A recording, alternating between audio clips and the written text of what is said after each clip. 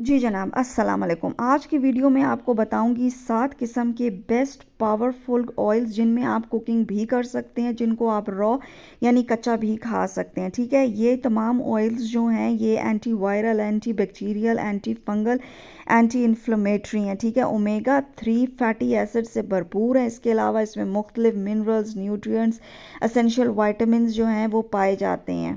آپ ان آئلز میں جو ہے وہ کوکنگ بھی کر سکتے ہو، جن کا ہائی اسموک پوائنٹ ہوتا ہے۔ اس کے علاوہ آپ اس کو را کولڈ پریس فارم میں کھاتے ہو۔ آپ میں سے جو بھی مرد ہے، عورت ہے، بچہ عمر کے جس حصے میں بھی ہو، خاص طور پہ وہ عورتیں جو پیری مینوپوزل ہٹ کر چکی ہیں، پوسٹ مینوپوزل ہے، جن کو UTIs اور شدید قسم کے ہارمونل امبیلنس ہے، اس ویڈیو کو بالکل سکپ مت کریں اور ان تمام آئلز کو اپنی زندگی کا حصہ بنائیں۔ اب تو پہلے نمبر پر آتا ہے جی دیسی گھی۔ دیسی گھی کی میں کیا ہی بات کروں، ٹھیک ہے۔ دیسی گھی جو ہے وہ اومیگا 3 فیٹی ایسڈ سے، اسینشیل ملٹی وائٹامن سے، نیوٹرینٹ سے، منرل سے پاور ہاؤس ہے، خزانہ، anti inflammatory, anti viral, anti infection, anti bacterial, anti fungal ہے۔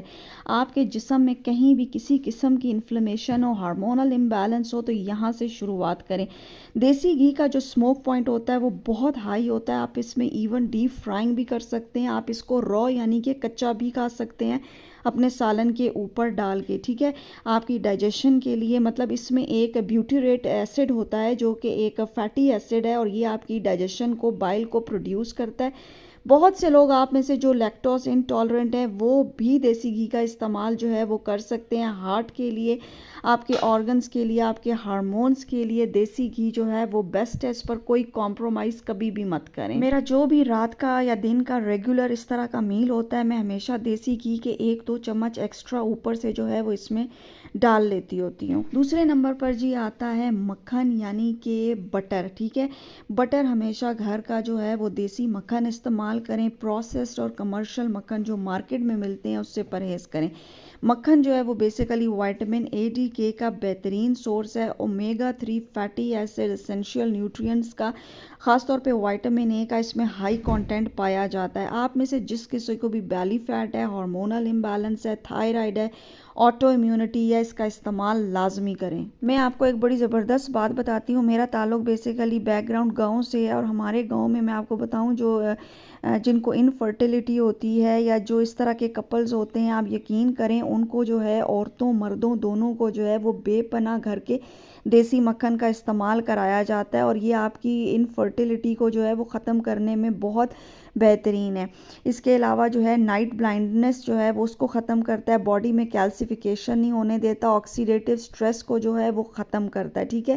مکھن میں ہوتا ہے بیوٹیریٹ، ایک فیٹی ایسڈ ہے، یہ شارٹ چین فیٹی ایسڈ ہے جو کہ انفلیمیشنز کو ڈاؤن کرتا ہے اور آپ کی ڈائجیشن کو بیٹر کرتا ہے۔ انسٹنٹ انرجی، آپ کو بھوک لگاتا ہے، لیکن یہ ہے کہ آپ کو بہت دیر تک سیشیٹ رکھتا ہے، مطلب آپ کافی دیر تک پیٹ بھرا رہتا ہے، اور یہ بیسٹ سورس ہے۔ اب یہ میرے پاس جو 3 ہے، سینٹر میں جو ہے وہ دیسی گھر کا مکھن ہے، جبکہ جو سائڈ پہ آپ بٹر دیکھ رہے ہو یہ مارکیٹ سے لیا ہے، بٹ تھوڑا سرچ کر کے لیا ہے کہ اس کے اندر جو ہے نا اس طرح کی پروسیس چیزیں اور اس طرح کا نہ ہو، اپنی طرف سے بیسٹ چیز ہی لی ہے۔ اب میں کرتی کیا ہوں کہ ہمارے لنچ ڈنرز کے یہ آئلز جو ہیں لازمی پارٹ ہوتے ہیں، ہم ان کو را کھاتے ہیں۔ آپ اس کو یہ ہے کہ اس میں فرائنگ نہیں ہو سکتی ہے، ڈیپ فرائنگ نہیں ہو سکتی ہے، آپ اس میں کوکنگ کر سکتے ہو۔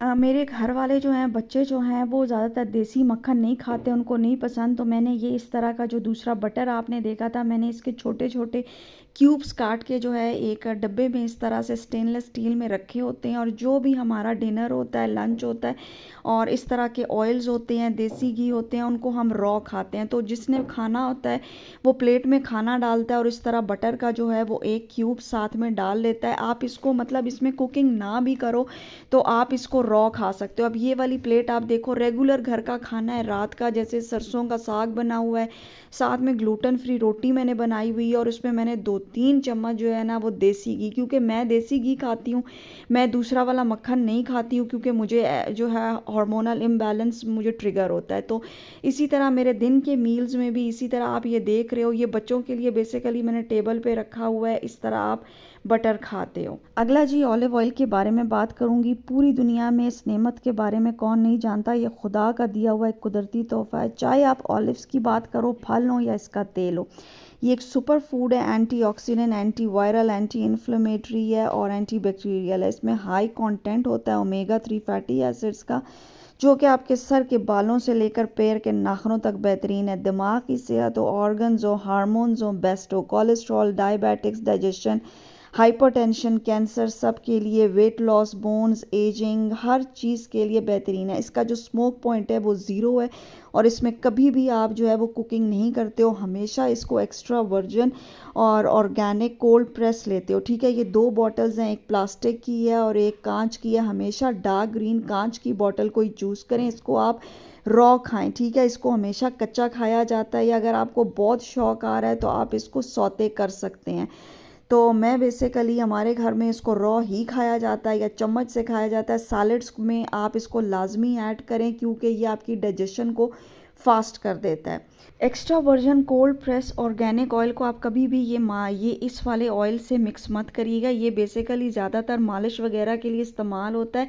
ऑलिव्स बेस्ट ऑप्शन है। अगर आपको चूज़ करना पड़े ना कि ऑयल्स में और ऑलिव्स में क्या चूज़ करें, तो हमेशा जो है ऑलिव्स को चूज़ करें, क्योंकि ऑलिव ऑयल की पहचान बहुत मुश्किल है असली, और ये इंतहाई सेंसिटिव और डेलिकेट होता है। आगे जी मैं बात करूंगी सुपर पावरफुल जो है वो हेल्दी एवोकाडो ऑयल को। इसका चाहे आप फल पूरा खाएं, वो हेल्दी फैट है, या आप इसका जो है ऑयल इस्तेमाल करें। इसका स्मोक पॉइंट काफ़ी ज़्यादा हाई होता है। आप इसको नॉर्मल डेली कुकिंग में इस्तेमाल कर सकते हो, डीप फ्राइंग कर सकते हो। बाहर के मुल्कों में यूजली एवोकाडो ऑयल को ही इस्तेमाल किया जाता है। अगर आपने रॉ खाना हो तो हमेशा एक्स्ट्रा वर्जिन जो है वो कोल्ड प्रेस एवोकाडो ऑयल को आप इस्तेमाल करें। मेरे पास ये जो है, मैंने छोटी बॉटल में इसको शिफ्ट करके रखा हुआ है। हम लोग यूजुअली इसमें जो है वो नॉर्मल ब्रेकफास्ट तैयार करती हूँ, या फिर हम अपने डिनर्स वगैरह में जो है वो इसको इस्तेमाल करते हैं।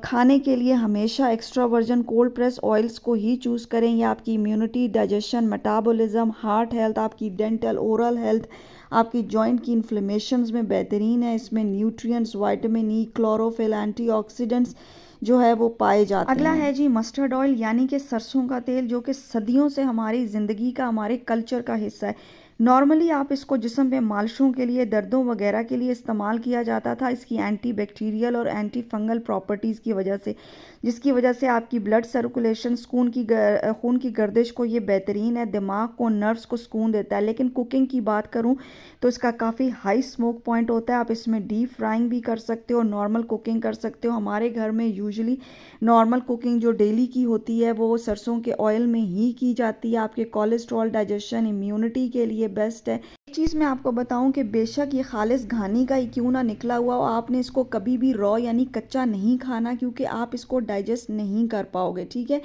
और मैं आपको बताऊं, पूरे रमज़ान में हमने इतने पकोड़े खाए हैं सरसों के तेल में फ्राई कर करके, पर मजाल है कि मेरे और मेरे मियाँ का वज़न जो है वो टस से मस भी हुआ हो। तो आप इसमें ज़रूर कुकिंग करें, ये बेस्ट ऑयल है। अगला ऑयल जो आता है जी वो MCT ऑयल है, और MCT ऑयल ख़ास तौर पे वो लोग बहुत ज़्यादा यूज़ करते हैं जो कीटो करते हैं, लेकिन मैं लो कार्ब और हेल्दी कीटो भी करती हूँ, लेकिन मैं MCT ऑयल को टाइम टू टाइम इस्तेमाल कर ले सकती हूँ। अगर आपका मकसद जो है वो वेट लॉस करना है, या आप इंटरमिटेंट फास्टिंग करते हो, तो उसको मॉर्निंग में अपनी कॉफ़ी से लो। ये आपको हेल्प करेगा आपकी फास्टिंग विंडो को ऊपर ले जाने में, कीटोन्स बनाने में। ये बहुत जल्दी आपकी हेल्प करता है, आपकी बॉडी को फैट बर्निंग मोड में जो है वो ले जाता है। इसके अलावा MCT ऑयल जो है वो कीटोन्स को कन्वर्ट होने में सिर्फ 1 मिनट लगाता है, और आपके मसल सेल्स को ये पुश करता है और आपको इंस्टेंट क्विक एनर्जी देता है। आप वर्कआउट से पहले अगर इसको लेते हो तो बेस्ट है। ब्रेन फॉग को ख़त्म करता है, ओबेसिटी नहीं होने देता, ये एक हेल्दी फैट है, और आपको इमीडिएट एनर्जी देता है। शुगर, दिल के अमराज हो, डाइजेशन हो, बाइल प्रोडक्शन में बहुत हेल्प करता है। लेकिन एक है कि इसमें थोड़ा सा लेग्जेटिव इफेक्ट भी पाया जाता है। हो सकता है कि किसी का पेट वो ख़राब हो जाए। इसको रॉ इस्तेमाल करते हैं कच्चा, लेकिन कुकिंग में भी थोड़ा बहुत यूज़ कर सकते हैं। अच्छा, एक बड़े मज़े की बात है कि कोकोनट ऑयल और MCT ऑयल ऑलमोस्ट आप एक ही जैसे इनको समझें, लेकिन MCT ऑयल थोड़ा सा बहुत रिफाइंड वर्जन है उसका। मैं कंप्लीट वीडियो अपलोड करूँगी। ये मेरे पास organic organic extra virgin cold press coconut oil है। ये जो 2 छोटी बोतल्स हैं ये मैंने पाकिस्तान से लिया है। ये जो बाहर वाली ये बड़ी वाली है ये इम्पोर्टेड है। और ख़ास तौर पे मैं औरतों को कहती हूँ जो मेनोपॉजल हैं, प्री मेनोपॉजल हैं, जिनको यूटीआईज होता है, जिन मर्दों का प्रोस्टेट का इशू है, आपको आंतों की कोई भी बीमारी है, एक्स्ट्रा वर्जिन कोकोनट ऑयल को अपनी ज़िंदगी का हिस्सा बनाएं। आपके कोलेस्ट्रॉल को, डेंटल हेल्थ ख़ास तौर पे ऑयल पुलिंग में बेस्ट है, आपकी डाइजेशन के लिए बेहतरीन है। ठीक है जी। कोकोनट ऑयल का जो है वो हाई स्मोक पॉइंट होता है, आप इसमें कुकिंग भी कर सकते हैं और आप इसको रॉ, बेसिकली हम लोग इसको रॉ खाते हैं, लेकिन कभी भी इसको अपने फेस पे मत लगाइएगा क्योंकि ये कमीडोजेनिक होता है, आपके पोर्स को जो है वो क्लॉग कर देता है। मार्केट में, हमारी लोकल मार्केट में जो है वो कोकोनट ऑयल मिलता है और आप इसको कुकिंग के लिए यूज़ कर सकते हो, बट इसका ये है कि इसकी खुशबू बहुत सख्त होती है जो दिमाग को लगती है, जबकि cold press organic coconut oil की कोई खुशबू नहीं होती है, कोई फ्लेवर नहीं होता है। अच्छा जी, अभी लास्ट में आता है कुकिंग ऑयल जो कि normal vegetable canola seed oil होता है जो आपको मार्केट में मिलता है। ठीक है, ये डाल्टा का पैकेट है। अब क्या होता है कि जब भी ये हमारे घर बहुत कम इस्तेमाल होता है, लेकिन हाँ जब जैसे देखो बच्चों के लिए डीप फ्राइज़ करने पड़ते हैं, आपको फ्राइड चिकन बनाना पड़ता है, जब भी डीप फ्राइंग ऐसी ज़्यादा बल्क में करनी पड़ती है तो मैं इस ऑयल के पाउच को ही इस्तेमाल करती हूँ। या फिर दूसरी, अगर घर में 1-2 लोग कोई बाहर से आ जाएं फिर तो नॉर्मल ऑयल में, जैसे सरसों ऑयल हो गया, उनमें खाना बनाते हैं। लेकिन यार जब आपके घर में बड़े लार्ज मील्स होते हैं, लार्ज डिनर, लार्ज लंचेस होते हैं, तो फिर आप ये दूसरे ऑयल्स जो होते हैं, healthy fats, healthy oils afford नहीं कर सकते, तो फिर ऑफ कोर्स मैं इसी ऑयल में ही जो है ना वो कुकिंग करती हूँ। आप यकीन करो यार कि इन ऑयल्स को इस्तेमाल करना ये नहीं है कि आपने एक दिन खाया, एक महीना खाया और आपने बोला ओ वाओ मैं तो उस हेल्थ पे पहुँच गया। नहीं, ये लाइफस्टाइल है, ये जर्नी है। मेरे चैनल पर मैं आप लोगों को एक लाइफस्टाइल दे रही हूँ, एक जर्नी शेयर कर रही हूँ। ये एक जर्नी है जो आपको सारी ज़िंदगी लेके चलनी है। आपको रोज़ अच्छा खाना है, आपको रोज़ अच्छा अपने जिस्म के अंदर पहुंचाना है, लगाना है, और फिर आपको रिज़ल्ट्स मिलेंगे। आप अगर ये कहोगे कि मैंने 1 महीना ये कर लिया हो बस मुझे सारी ज़िंदगी के रिज़ल्ट्स मिल गए, नहीं। हर चीज़ अच्छा खाने के बाद भी अगर आप इन्फ्लेमेटरी ऑयल्स को डालते हो तो फिर आप समझो आप ज़ीरो पे पहुंच जाते हो। आपके हार्मोनल इम्बैलेंसेस, आपको मैं एक चीज़ बताऊं, आपका जो चेहरा है ना, आपको अपने चेहरे से पता चल जाता है कि आपके जिस्म के अंदर कितनी इन्फ्लेमेशंस चल रही हैं। ये जो डालडा ऑयल्स होते हैं, सीड ऑयल्स होते हैं, आप इनको कभी मत इस्तेमाल करो। अलबत्ता आप लोग फ्लैक्स सीड ऑयल भी इस्तेमाल कर सकते हो, आप लोग चाहो तो सेसमी सीड ऑयल भी कर सकते हो, वो रॉ आप कर सकते हो, लेकिन मैं फ्लैक्स सीड ऑयल और सेसमी ऑयल यूज़ नहीं करती क्योंकि वो मुझे इन्फ्लेमेशन करते हैं और मुझे एकदम से मेरी स्किन पर जो है ना वो एक्नी फॉर्मेट हो जाती है। एक तो मैं रिकॉर्डिंग कर रही हूँ, पीछे से वो गली में जो नारे लगा रहा है पता नहीं क्या ले लो क्या ले लो, कि अब मैं दोबारा से इसको रिकॉर्ड नहीं कर सकती। तो अब ये है कि आप लोग इसको इस्तेमाल करें। उम्मीद करती हूँ जी आज की वीडियो आपको पसंद आई होगी। अगली वीडियो पे फिर मिलेंगे, तब तक शुक्रिया, खुदा हाफिज़, अल्लाह निगहबान।